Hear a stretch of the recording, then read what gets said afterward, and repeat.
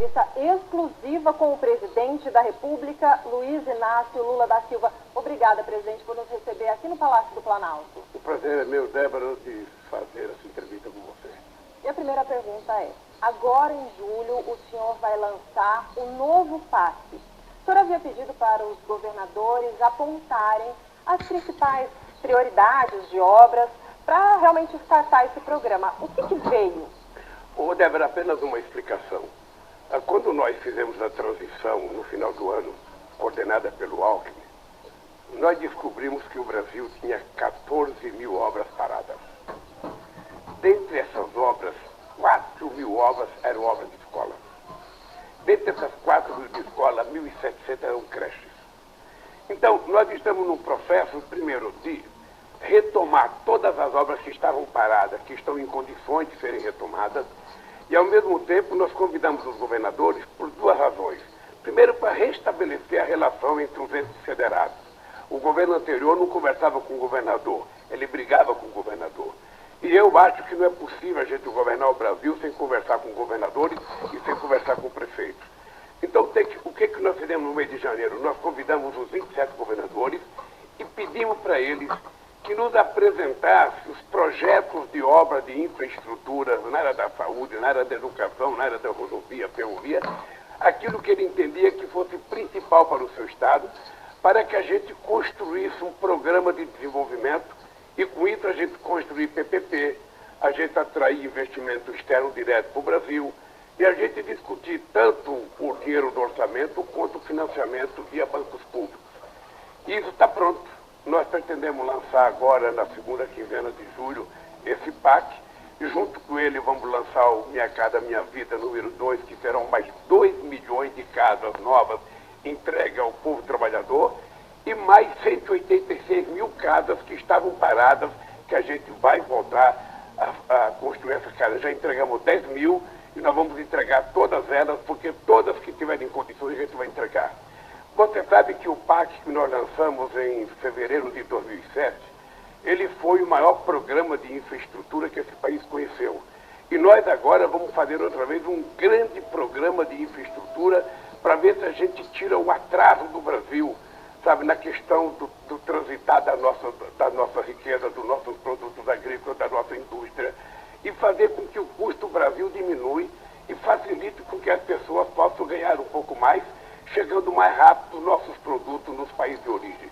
Esse PAC, eu acho que será uma coisa extremamente importante, porque com ele nós vamos, inclusive, colocar a questão da transição energética. Nós queremos fazer um grande programa de investimento em eólica, em biomassa, em solar, em hidrelétrica e, mais ainda, no hidrogênio verde, que é uma coisa que está ficando na moda agora, e nós estamos construindo parceria com vários países do mundo na produção de hidrogênio verde. Então o PAC é isso. O PAC é o seguinte, o PAC é dizer, o Brasil está de volta, o crescimento econômico está de volta, o salário está de volta e a melhoria da qualidade de vida do povo está de volta. É isso. Já sabe quanto de dinheiro disponível, pelo menos para esses próximos 4 anos, enfim, para esse ano, para o ano que vem, vai ter para o PAC agora? Não, ainda, como o programa não foi me apresentado totalmente, ainda não tenho os números. Mas serão bilhões e bilhões de reais. Débora, você tem noção do que está acontecendo no Brasil?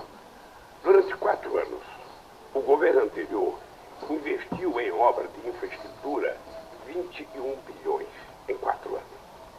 Só este ano, nós vamos investir 23 bilhões de reais.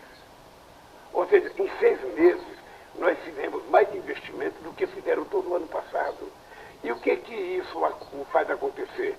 Na medida que o dinheiro começa a circular, na medida que o dinheiro começa a rodar na mão das pessoas, a gente começa a perceber que a economia vai crescendo, as pessoas vão ficando mais felizes, as pessoas vão tendo emprego, as pessoas vão tendo salário. E é esse Brasil que eu quero entregar em 2027 para o povo brasileiro, um país mais desenvolvido. Você está lembrado que quando eu deixei em 2010, o Brasil crescia 7,5% ao ano. Então nós vamos fazer esse país voltar a crescer. Sua meta é 7,5% ao ano nos próximos 4 anos? Veja, o que eu prometo é o seguinte, é que nós vamos estabelecer uma parceria com o governo dos estados, com os prefeitos, com a iniciativa privada, porque nós queremos construir muitas PPPs, e ao mesmo tempo nós vamos colocar nossos ministros para viajar no mundo e apresentar um pacote de projetos. Os Emirados Árabes querem fazer investimento no Brasil, eles vão conhecer o projeto. A Arábia Saudita quer investir no Brasil, vão conhecer o projeto. A China quer investir no Brasil, vão conhecer os nossos projetos. Aliás, você está vendo que a indústria automobilística, aos poucos, ela está sendo retomada. Estão vendendo mais carro. A Volkswagen, que estava fechando, anunciou novos investimentos no Brasil. Uma empresa chinesa anunciou terça-feira a construção de carros elétricos em Salvador. E mais importante ainda é que nós estamos percebendo que o BNDES, que antes não tinha gente procurando, sabe, para apresentar projetos de investimento, agora nós já temos só este ano 41 bilhões de reais de procura de novos projetos, numa demonstração de que as pessoas voltaram a acreditar no Brasil. E é isso que nós precisamos, as pessoas acreditarem no Brasil, porque tem 3 palavras que eu digo sempre. Primeiro, o governo tem que ter credibilidade. Segundo, o governo tem que garantir estabilidade econômica, estabilidade política, estabilidade social e estabilidade jurídica. E terceiro, tem que ter previsibilidade para as pessoas saberem o que fazer nesse país. E é isso que eu estou prometendo para você. Nós vamos garantir ao povo brasileiro que esse país vai voltar a ser um país feliz. Um pilar importante também para o desenvolvimento do Brasil, segundo especialistas, e até seu ministro da Fazenda dizem, é a reforma tributária. Gostaria de saber se o senhor acha que esse texto que está sendo analisado pela Câmara neste momento, ele é um bom texto, presidente? Olha, certamente não é o texto perfeito que quer o Haddad. E certamente não é o texto que quer a Câmara. É o texto que vai ser possível construir, porque uma reforma tributária envolve 203 milhões de interesses. Quando todo mundo fala em reforma tributária, todo mundo fala em diminuir a carga tributária, todo mundo fala na criação do IVA. Sabe? O que acontece é que quando você coloca o papel na mesa, aparece 203 milhões de ideias, e aí você tem que ter habilidade, conversar, discutir, para construir um texto que possa dar ao Brasil, da mesma forma que a gente pode tentar diminuir a carga tributária, a gente consiga fazer uma política tributária tão séria que diminua a sonegação. Isso significa que, mesmo a pessoa pagando menos, mas muito mais gente pagando, o Estado vai arrecadar mais. É com essa ideia fixa que nós trabalhamos. O senhor entra nesse corpo a corpo para a aprovação da reforma tributária? Não, por enquanto não foi preciso, porque o Haddad está jogando bem. Se o Haddad fosse jogador de futebol e tivesse a convocação da seleção agora, certamente ele seria convocado para a seleção, porque ele está jogando de uma forma extraordinária, tendo muita paciência, conversando com as pessoas, fazendo as negociações que têm que ser feitas, porque, na verdade, nós fizemos uma negociação com a Câmara para aprovar a PEC antes da gente tomar posse. É um fato inédito no mundo, um governo começar a governar antes de tomar posse. E nós começamos fazendo uma PEC para poder mexer no orçamento que desse para a gente trabalhar esse ano, porque não tinha orçamento. E o Haddad está fazendo um papel extraordinário. Eu acho que o Haddad vai ser uma extraordinária surpresa nesse país na área econômica. E, presidente, para essas aprovações e tantos outros projetos de interesse do governo e, consequentemente, do país, precisa do apoio do Congresso, obviamente, e há uma demonstração de interesse de partidos que a gente chama de centrão, mas de participar mais, de ajudar o governo a governar, participar dessa governança. Mudanças pontuais em ministérios, até para acomodar os interesses políticos, virão. Veja, Débora, na política você tem que ter habilidade de lidar de acordo com a correlação de força que está estabelecida no Congresso Nacional, que é resultado da manifestação da sociedade brasileira nas últimas eleições. Não adianta você gostar ou não gostar do Congresso Nacional. O que você tem que lembrar é que no dia da eleição, o povo votou nas pessoas que estão aí. O povo votou no Lula, o povo votou no senador, votou no deputado. Então é com essa gente que você tem que negociar. Não é com quem ficou de suplente ou com quem não se elegeu. Então você tem que negociar. Eu acho que nós não teremos problema. Você sabe, Débora, que eu não cuido do Centrão. Eu não costumo utilizar a palavra Centrão. Centrão é um apelido que se deu no momento histórico que eu estava como deputado na Constituinte. quando foi criado o Centrão, que era para evitar que a gente tivesse muitos avanços na área social. Mas eu costumo lidar com partidos. Eu costumo conversar com partidos. Então, a orientação que os líderes do governo têm no Congresso Nacional é conversar com todos os partidos, independentemente, sabe, da definição ideológica do partido, se ele é oposição, se ele não é oposição. A gente vai conversar com todo mundo que tem voto no Congresso Nacional. Porque para aprovar as coisas que nós queremos, nós precisamos de votos. E o PT sozinho não tem os votos. O PT e a esquerda não têm os votos. Então você conversa com quem tem voto. O Progressistas quer conversar, quer participar mais do governo e falou-se eventualmente deles participarem, por exemplo, no desenvolvimento social. Você acha que é uma possibilidade? Ô, Débora, não é a pessoa que quer vir para o governo que escolhe o cargo. Quem escolhe o cargo é o governo.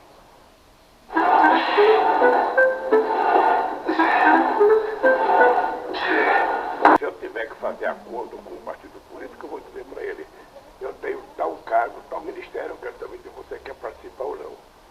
Porque senão você não governa. Não é o partido que é dono do ministério, é o governo que é dono do ministério. A escolha é do governo. E eu sou favorável que a gente faça os acordos necessários para garantir a governabilidade do governo. Porque você não pode, cada votação, você ter uma briga, ter uma guerra. É melhor que você estabeleça uma certa tranquilidade. Eu estou feliz porque eu estou percebendo que muita gente que era comentado há 6 meses atrás como criando oposição ao governo, como tendo coisa, as pessoas querem conversar. Porque eu não vou apresentar, como quem, por exemplo? Débora, eu não vou apresentar nenhum projeto do meu interesse. Eu não tenho projeto do meu interesse. Os projetos que eu estou apresentando são projetos de interesse do povo brasileiro. E eu quero fazer um chamamento, e tenho conversado com o presidente da Câmara, com o presidente do Senado, com os líderes. O meu chamamento é para que todos passem para a história como o Congresso Nacional, os deputados e senadores que ajudaram a transformar esse país, que ajudaram a extirpar o ódio desse país e colocar mais sensibilidade, mais fraternidade, mais amor na mesa, porque é isso que o país está precisando e é isso que nós vamos construir. Certo. O senhor tem sido convidado para fazer muitas visitas pelo mundo, faz muitas viagens dentro do Brasil também, mas de vez em quando o senhor mesmo teve a iniciativa de comentar uma dorzinha que o senhor sente na perna. Eu queria saber se o senhor vai fazer a cirurgia? Não, veja, esse é o tipo da cirurgia que é o paciente que escolhe, não é o médico que decide. É? Eu fui orientado o seguinte, o fêmur, quando ele está desgastado, ele vai doendo, você vai se virando, você vai encontrando um jeito. Por enquanto eu não penso em fazer cirurgia, mas eu já conversei com pessoas que fizeram cirurgia. A senadora Leila, sabe, ela mesma já fez essa cirurgia, ela é uma das que me dá conselhos. Faça, porque quando você quiser, você vai ir para o céu, porque não vai doer mais, você não vai sentir mais nada. Esses dias eu fui cortar o cabelo e conversei com um jovem que corta o meu cabelo, ele fez a operação, sabe, no quarto, ele falou, presidente, eu fui para o céu, eu não conseguia mais andar e eu agora posso até correr, fazer ginástica. Por que você está resistindo? Por enquanto eu não estou nessa fase, sabe, por enquanto eu ainda tenho que andar. Eu ainda tenho, Débora, que eu vou, no próximo dia 15 eu tenho que ir para Bruxelas, porque vai ter a reunião da União Europeia com a CELAC, depois eu tenho que ir para a África do Sul na reunião dos BRICS em setembro, depois eu tenho que ir para a Índia na reunião do G20, sabe, então são muito, e depois eu ainda tenho que ir em fevereiro ou janeiro na reunião da União Africana. Então são reuniões imprescindíveis para um país do tamanho do Brasil que quer ficar inserido na comunidade estrangeira. O Brasil é um país extraordinário porque a gente não tem contencioso com nenhum país do mundo. Todo mundo gosta do Brasil. Todo mundo quer ficar bem com o Brasil. E eu tenho que aproveitar a relação de amizade que eu fiz nos 2 primeiros governos, a respeitabilidade que nós conquistamos no outro governo, sobretudo agora na questão da discussão sobre a questão do clima. O Brasil tem muita credibilidade. Quando eu vou numa reunião, Débora, eu falo o seguinte, olha, o Brasil, energia elétrica, 87% da energia elétrica brasileira é limpa. O restante do mundo é só 27%. Do combustível como um todo, mais de energia elétrica, o Brasil tem 50% de energia renovável. O mundo inteiro só tem 15%. Então o Brasil tem a autoridade moral de, nessas reuniões, mostrar que o Brasil, em se tratando da questão do clima, o Brasil vai longe. Nós temos uma reunião em agosto com todos os países da América do Sul, em Belém, para discutir a questão da preservação da nossa floresta. Nós vamos trazer a Indonésia para participar, vamos trazer os dois Congos para participar, que são os países que têm a maior quantidade de florestas em pé. E o que é que nós queremos discutir? Nós queremos chegar nos Emirados Árabes, na COP28, com um projeto único dos países que têm floresta para dizer ao mundo: nós temos o que preservar. Agora, para preservar isso, é preciso que vocês contribuam, porque nas nossas florestas moram 50 milhões de pessoas. E essas pessoas comem, essas pessoas querem trabalhar, essas pessoas querem ter acesso a bens materiais, e nós vamos garantir que eles sejam tratados com muita dignidade. Daí, o mundo rico tem que cumprir aquilo que promete. Desde 2009, que o mundo rico prometeu 100 bilhões de dólares por ano. E até hoje não cumpriu. E o senhor está cobrando, né? Cada reunião o senhor cobra mesmo. Eu estou cobrando porque senão as coisas não funcionam. Primeiro, nenhum país rico cumpre aquilo que acerta. O protocolo de Kyoto não foi cumprido por ninguém. O acordo de Paris não foi cumprido por ninguém. Então, eu inclusive estou defendendo uma governança mundial, que pode ser a ONU, com mais representatividade, que ao tomar uma decisão sobre a questão do clima, seja obrigatório os países colocar em prática. Porque se depender da discussão interna do Congresso Nacional, a gente muitas vezes não consegue aprovar. Entendi. Então, com esse tanto de viagens agendadas, acho que ficar umas 2, 3 semanas de molho atrapalha um pouco essa rotina, né, presidente? E é interessante porque essa postura do Brasil, desde que o senhor assumiu esse terceiro mandato, em relação ao mundo, acho que é consenso, né? Enfim, o trabalho que o senhor está fazendo, a recepção que o senhor tem, o SBT viaja, todas as viagens atrás do senhor. Mas você sabe que tem um assunto que acabou, nos últimos anos, aí, entrando em mesa de bar, almoço, de família, até que ninguém falava de política externa, é o negócio de Venezuela. Queria saber o seguinte: o senhor falou e deu uma confusão danada, o senhor falou, a democracia às vezes é relativa. O que o senhor quis dizer com isso? É porque a democracia é uma em cada país, ou seja, a democracia no mundo, veja, por que o Assange está preso? O novo Match Nutrição. Você poderia me explicar por que a imprensa que reclama tanto da falta de liberdade de imprensa, que clama tanto por liberdade, alguém pode me explicar por que o Assange está preso?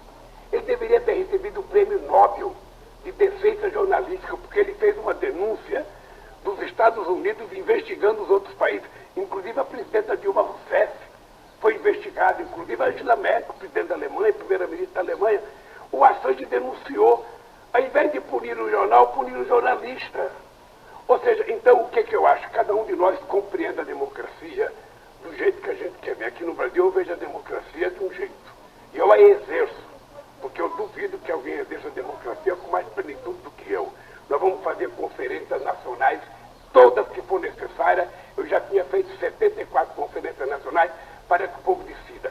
Estou fazendo um PPA popular, ou seja, a Simone Tebet e o Márcio estão viajando o Brasil inteiro, são 27 assembleias populares para aprovar uma proposta de plano plurianual. Uma demonstração de que a gente não tem medo de democracia.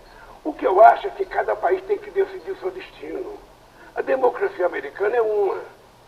Né? A gente se esquece que a Hillary Clinton teve mais votos do que o Trump, mas ela perdeu as eleições. A gente se esquece que o Al Gore teve mais votos que o Bush e perdeu as eleições.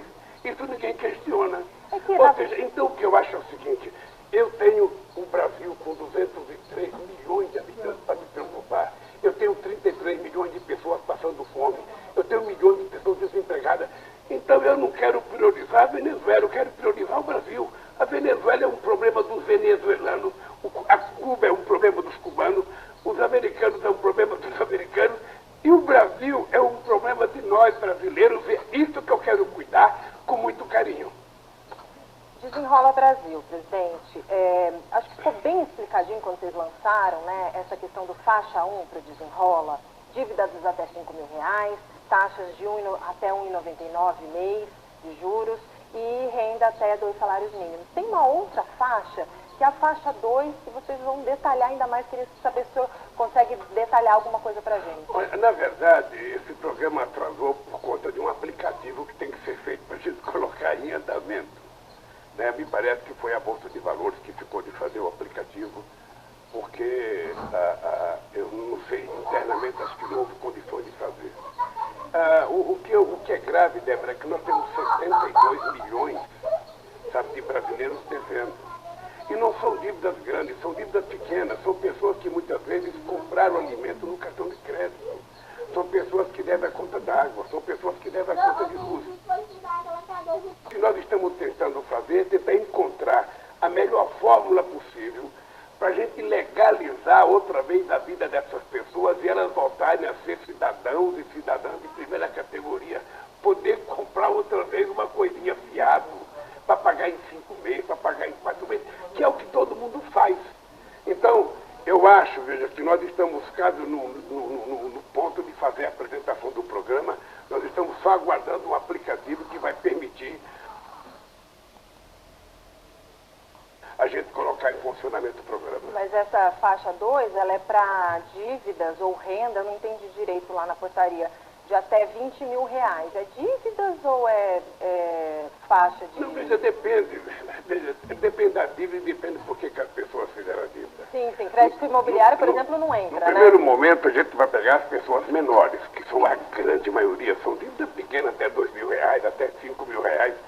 É o tipo da pessoa que a dívida tem mais penduricalho do que dívida. É uma pessoa que gastou 2 mil reais, mas que entra juros, entra não sei das quantas, vai para 5 mil reais. Essa pessoa não pode pagar. E não vai pagar se a gente não ajudar. Então nós estamos, inclusive, criando um fundo garantidor para que a gente possa ser avalista dessas pessoas e a gente cobrir isso. É o papel. Eu acho que a gente ainda vai ter que discutir um pouco mais, mas eu tenho fé em Deus que a gente possa apresentar isso no mais tardar, no mês de setembro, para a gente poder, sabe, apaziguar a mente do povo brasileiro que está devendo. O senhor lançou agora recentemente o Plano Safra, o empresarial, que é mais voltado ao agronegócio, e também o outro Plano Safra, no outro dia, para a agricultura familiar, para os pequenos produtores. O senhor acha que depois, com essas condições especiais de juros, os tipos de financiamento também, a postura do agronegócio melhorou em relação ao senhor? Eu não me preocupo com isso, Débora. Sinceramente, eu não me preocupo. O agronegócio nunca votou em mim. Nunca votou em 2002, nunca votou em 2006, nunca votou em 2010. Não estou preocupado com isso. Eu estou preocupado é que nós fizemos um plano agrícola, um plano safra, para atender aos interesses soberanos do país, sabe, que atinge o agronegócio. Foram 364 bilhões de reais, 27% maior do que o último, sabe? E eu nunca vou perguntar se o cara votou em mim, se o cara vai gostar de mim ou não vai gostar. O Plano Safra está aí para atender a agricultura brasileira. Da mesma forma, nós fizemos um plano de 71 bilhões para a pequena e média agricultura e agricultura familiar, que são responsáveis pela produção de parte dos alimentos que vai na mesa nossa, na sua, na minha e na mesa do agronegócio. Um cidadão que tem 20 mil alqueires de soja, ele não cria uma galinha caipira para ele comer, ele vai ter que comprar do pequeno. Ele não cria um porquinho, ele vai comprar do pequeno. Então, o que nós queremos é que a agricultura esteja tranquila, produzindo, feliz, para que o Brasil possa continuar crescendo. Mais ainda que eu vou fazer, eu anunciei que esse negócio de invasão de terra vai acabar, porque nós vamos apresentar um projeto de propriedades improdutivas. Tá? Então esse projeto de propriedade improdutiva, levantado pelo INCRA, levantado pelo Instituto de Terra de cada Estado, vai permitir que o governo tenha uma prateleira de projetos. Tá? Se alguém quiser trabalhar no campo, nós vamos dizer, está aqui, tem terra em tal estado, tem terra em tal cidade, sabe? Vamos trabalhar. A partir de quando? Hein? A partir de quando você acha que essa prateleira de não, projetos porque estará... tem que ser feito um levantamento pelo Instituto, ainda vai. O INCRA tem que preparar uma estrutura, conversar com os estados. Não tem importância que demore mais uns meses, mas o que é importante é que quando a gente anunciar, ele seja um projeto forte. E mais ainda, nós estamos fazendo um levantamento também, sabe, no patrimônio nacional, para toda e qualquer propriedade, sabe? Ou seja, próprio público que esteja sendo utilizado, que esteja invadido, que esteja com barraco. Nós vamos distribuir isso para o povo da esquerda.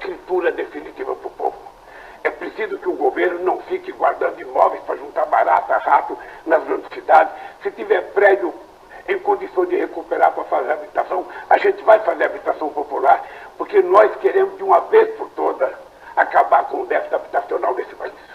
Presidente, inelegibilidade do Bolsonaro. Como o senhor avalia essa decisão judicial? Olha, eu não discuto decisão do judiciário. O ex-presidente, ele vai ter muitos processos. Ele sabe que ele vai ter muitos processos, porque ele sabe que ele provocou muitos processos. Esse país, desde a proclamação da República, nunca teve alguém tão insano exercendo o cargo de presidente. Nunca teve alguém tão insano, alguém de muita irresponsabilidade. Então os processos vão aparecendo agora. Sabe? Eu não julgo, porque tomou uma decisão, ele tem direito de recorrer. Sabe? Mas distensiona o governo, até a maneira de governar? Não, a mim não me preocupa. A mim não me preocupa. Sabe? É um problema da justiça com o ex-presidente, ele que contrata os seus advogados, ele que se defenda, e vamos seguir. A minha preocupação não é com os processos do Bolsonaro, a minha preocupação é com meus compromissos com o povo brasileiro prometidos durante a campanha. E eu quero cumprir cada um deles, porque eu aprendi com a minha mãe de que a gente tem que falar olhando no olho da pessoa, porque a verdade não está na boca, a verdade está nos olhos. E eu quero que as pessoas saibam que nós vamos tirar esse país do miserê em que nós encontramos eles e fazer esse país voltar a ser feliz. O senhor assumiu há 6 meses e, não sei se o senhor já sabe, mas muita gente fica questionando se o senhor não vai mesmo concorrer à reeleição, como o senhor disse, que poderia ser uma possibilidade. O senhor disse que vai viver até 120 anos, daria tempo. Débora, se eu discutisse isso, seria irresponsabilidade. Esse dia eu fui a Hiroshima e encontrei com o presidente Biden, e eu perguntei para o Biden se era verdade que ele ia concorrer. Ele falou, vou. Eu falei, isso é um estímulo. Isso é um estímulo. Eu sou mais novo do que ele. Mas veja, se a gente fosse discutir isso agora, seria irresponsabilidade. Eu estou no começo do mandato. Eu tenho 3 anos e meio pela frente. Então eu tenho que trabalhar. A única coisa que eu posso prometer ao povo brasileiro, Débora, é que eu tenho muita vontade, muita disposição, muita saúde, e eu quero dedicar toda essa vontade minha para a gente reconstruir esse país. Fazer as pessoas voltarem a sorrir na rua, fazer as famílias voltarem a se cumprimentarem, fazer as famílias voltarem a se reunir em época de Natal.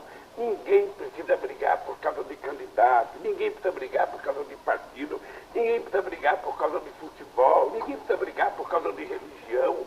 A gente tem que simbolizar um humanismo fraterno. A gente tem que aprender a gostar das pessoas como elas são e não querer que as pessoas sejam aquilo que a gente quer que elas sejam. Se a gente tiver abertura suficiente para compreender o mundo do outro e tentar conviver com isso, o Brasil vai ficar em paz. É porque quando o senhor disse, olha, não vou ser candidato, a fila automaticamente já se forma. Não, deixa, aí é até um conselho. Quem acha que pode ser candidato com muita antecedência, termina não sendo candidato.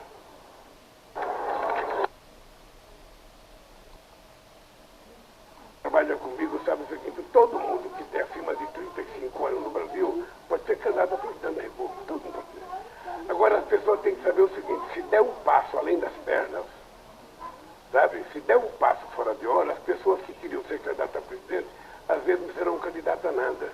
Então é importante que a gente tenha muita paciência, muito cuidado. Eu não vou permitir que ministro meu faça política antes de tempo. Fazer política depois que chegar março ou abril de 2026, que ele tiver a convenção partidária, que ele quiser ser candidato e se afastar do governo, ele pode ser candidato, todo mundo pode ser candidato. Agora, o dado concreto é que eu trabalho muito para que o governo tenha um candidato. Por que eu trabalho para o governo ter um candidato? Porque eu acho que um presidente da República que tem o mínimo de competência, ele não perde a eleição, se ele estiver no mandato.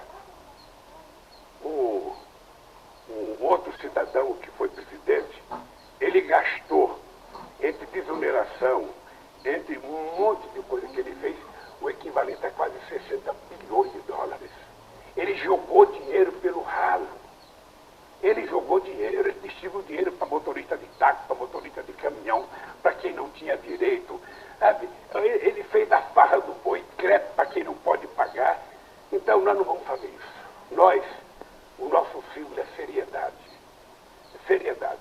Nós queremos fazer com que esse país reconquiste a credibilidade internacional, a credibilidade nacional. E na hora que as coisas estiverem andando bem, como eu acho que já começaram a andar, a inflação está caindo, o preço do alimento está caindo, a carne está caindo, a picanha daqui a pouco já vai ter, sabe, na mesa do trabalhador, sabe, a verdura está caindo, as coisas estão acontecendo aos poucos e a gente não precisa ter pressa, sabe? A democracia e a governança é como uma planta. Você plantou, ela tem o tempo de crescer, você tem que irrigar para ela poder crescer forte. Esse é o meu papel nesse instante, é fazer o Brasil voltar a ficar forte, é fazer o Brasil gerar emprego, é fazer o Brasil pagar salário, é fazer o Brasil respeitar a dignidade do ser humano. Presidente, eu preciso encerrar, que foi o combinado com a sua assessoria, mas eu não posso sair sem te perguntar o que o senhor achou do Diniz na seleção. Olha, você sabe que eu sou fã do Diniz.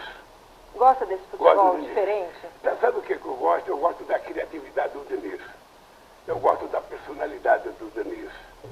Sabe, eu acho que é uma chance boa e eu acho que ele vai aproveitar bem.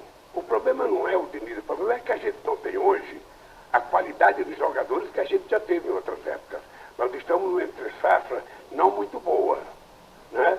A molecada sai do Brasil com 16 anos, 17 anos, 18 anos e só volta com 36, 37, 38, ou seja, nós apresentamos um trabalhador no ápice e o contratamos aposentado. Eu não sei se o Diniz vai conseguir montar uma boa seleção. Ele tem personalidade, ele tem criatividade e ele tem comando do vestiário. Em futebol, o técnico tem que comandar o vestiário, porque é no vestiário que acontecem as brigas, as discussões, as desavenças. Eu acho que o Diniz terá competência para isso. E o Ancelotti depois treinando a seleção para a Copa? Olha, eu gosto do Ancelotti, mas é o seguinte, ele nunca foi técnico da Itália. Eu acho que se ele fosse resolver o problema do Brasil, por que ele resolve o problema da Itália, que não foi nem disputar a última Copa do Mundo? É muito fácil. O Real Madrid não é seleção. É que é muito fácil de dirigir um time na Europa com 11 jogadores de seleção. Duro é chegar aqui e pegar o Corinthians e dirigir o Corinthians. Eu quero ver se o Ancelotti dá de um jeito no Corinthians aqui hoje. Meu Corinthians está muito sofrido. O Luan devia rescindir? O Luan devia rescindir?